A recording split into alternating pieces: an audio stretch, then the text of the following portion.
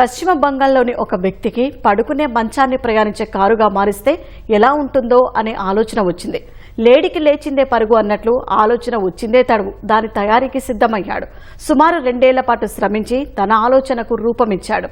అనంతరం ఆ వాహనాన్ని రోడ్డుపై నడపగా నిబంధనలకు విరుద్ధంగా ఉన్న ఆ మంచం కారు తయారీదారుని చిక్కుల్లో పడవేసింది.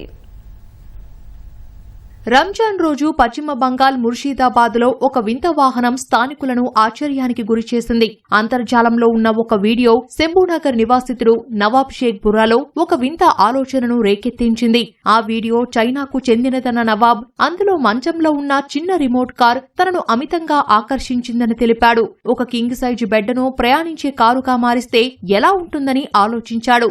అనుకున్నదే తడువుగా మంచాన్ని కారుగా మార్చే ప్రయత్నంలో నవాబ్ నిమగ్నమయ్యాడు. సుమారు 2 ఏళ్ల పాటు శ్రమించిన అతడు దశలవారీగా తన ఆలోచన కార్యరూపం దాల్చేలా చూశాడు. పాఠశాల వ్యాన్ డ్రైవర్ అయిన నవాబ్ ప్రత్యేకమైన ఈ వాహన తయారీలో ఆర్థిక ఇబ్బందులు అధిగమించడానికి తన భార్య నగలు అమ్మినట్లు చెప్పాడు.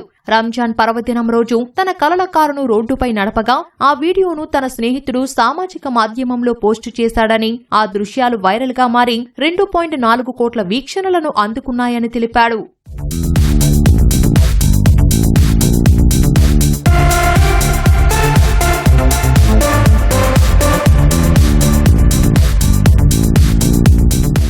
వైరల్ గా మారిన బెడ్ కారు దృశ్యాలు నవాబుకు చిక్కులు తెచ్చిపెట్టాయి. అటువంటి కారును రోడ్డుపై నడపడం చట్టవిరుద్ధమని, ప్రమాదకరమని అధికారులు నవాబ్ను హెచ్చరించారు. ఆ కారును రోడ్డుపైకి తీసుకురావద్దని ఆదేశించారు. తను తయారు చేసిన బెడ్ నమూనా కారును కేవలం రంజాన్ రోజు కొన్ని నిమిషాల ట్రయల్ రన్ కోసమే బయట నడిపినట్లు తెలిపిన నవాబ్ అనంతరం తనను అనేక సమస్యలు చుట్టుముట్టినట్లు ఆవేదన వ్యక్తం చేశాడు. 2 ఏళ్లు శ్రమించి తయారు చేసిన తన కారు కేవలం 5 నిమిషాలు మాత్రమే నడపగలిగానని, పోలీసుల హెచ్చరికల నేపథ్యంలో అది గ్యారేజీకే పరిమితమైందని తెలిపాడు.